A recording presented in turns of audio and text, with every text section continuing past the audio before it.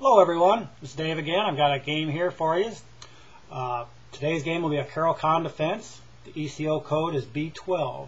This game was played on playchess.com. The time control is 15 minutes plus 2 seconds.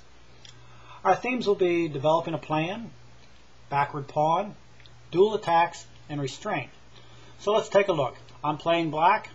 My opponent opens with E4. I respond with C6, D4, D5. This is the Caro-Kann Defense. Black puts his pawns on C6 and D5, attacking white's center here. White responds with E5, which is the advanced variation. And now black has two choices. He can either play bishop to F5, which is the main line, or we can play C5, which I played in the game. This is kind of a new variation. A lot of players are playing against the advanced variation. I prefer it. Just personal choice. White responds with bishop B5 check. I block, knight to C6. And white reinforces his center with C3. I play E6. White plays knight to F3. I develop bishop to D7. White responds with bishop to E, reinforcing his center. He's got his knight, bishop, and pawn, protecting his D4 pawn. I play C takes D4. He responds knight takes D4. Most of the time you see players will take with the pawn here, but anyway, my opponent decided to take with his knight. He wanted to put some pressure here. Now here, black has a chance to win a pawn with this nice little combination here. Knight takes E5. Black can respond with, or white can respond with bishop takes D7 and queen takes D7. Or I could have brought the knight back and taken here also.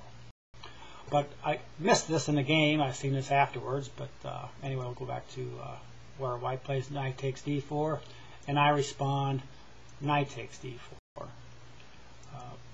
White takes my bishop with a check. I retake. He takes with the pawn, and I play knight to E7. I want to begin to develop my pieces on the king side so I can castle. He plays knight to C3, and I play knight to F5. What I've got here is I've got a knight attacking one of his defenders, the bishop, and the D4 pawn. The D4 pawn will be kind of the center of my attention in this game. So I'm going to start developing my pieces so I can pressure this pawn. This is the base of the pawn chain. That's usually where a player wants to attack to get rid of this pawn chain. It's kind of, excuse me, that's black's position kind of cut in two right now. Okay, white castles. I play bishop to B4, attacking his knight, preparing myself to castle. White attacks my bishop. And now I'm going to change the focus of my game. I had originally had a plan to look at this D4 pawn, but because he has attacked my bishop, I now see that I can take, and after he retakes, bishop takes C3. White has a backwards pawn on a half-open file. This is a weakness that is going to be the center of my new plan. I'm going to concentrate all my forces on winning this pawn. Rook to C8. Continue with my idea, attacking this pawn. White responds by protecting it with his queen. I go ahead and complete my development by castling. And he plays rook at A to C1, protecting his pawn some more. I play B5. The idea here is I want to prevent this pawn from advancing, because once he advances this pawn, it's no longer a weakness. So I've got my E pawn, my B pawn, and my rook defending this square in front of the pawn, and my queen is protecting my B pawn, which is going to help support my theme here of restraining his C pawn. The game continues with G4. Now, earlier I would have never thought about taking this knight, because it would have just actually helped him defend his D4 pawn. But since this is no longer the focus of my plan, I go ahead and take this knight off the board. He retakes, And now I play rook to c4, again restraining this pawn so it cannot advance, and I'm going to add to the pressure against this pawn. He plays h3, defending his pawn. I play a6, defending my pawn.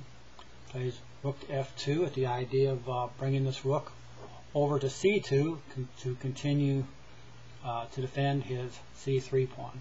I play rook at f to c8. Again, I'm building pressure against the c pawn. That's the center of my plan here. And white has now got the pawn completely defended. I cannot win this pawn even by advancing my a pawn and b pawn and doing exchanges.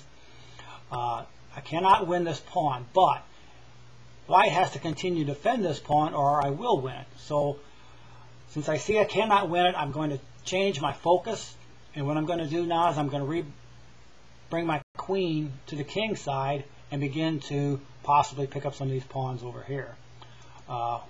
White responds by protecting his h pawn, and I play queen to g5, attacking his e3 pawn. White responds by protecting it with his rook, and now I play h5. I want to open up this file. If necessary, then I will play possibly pawn to g6, swing this rook over, and have pressure down the h file. White responds by capturing my h pawn. I take with my queen, attacking his rook. He brings the rook over, getting it out of harm's way, and now I play queen to f5.